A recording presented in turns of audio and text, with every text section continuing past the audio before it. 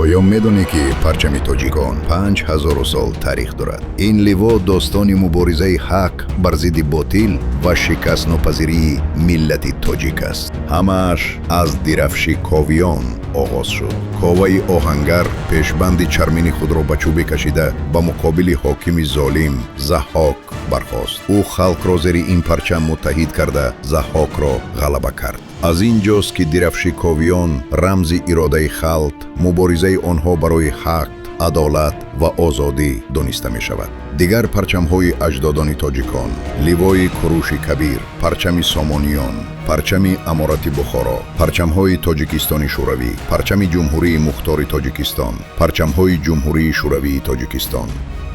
ба билохира пас аз 1000 сол бо дастоварди давлати мустақили худ тоҷикон соҳиби парчами миллии худ шуданд ва имрӯз дар парчами Тоҷикистон ҳамон рӯҳи шикастнопазирии миллат ҷилвагар аст. тоҷ дар марказ, нишони тоҷ ба сару соҳиб давлат будан аст. дар 7 ситора бошад ҳикмати бузурге нухуфтааст. 7 иқлим, 7 минтақа, 7 рӯз.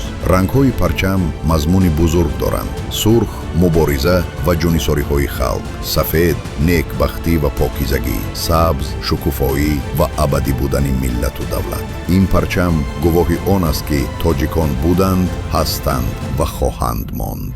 лайк гузоред ва обуна шавед то аз таърихи худ огаҳ бошед.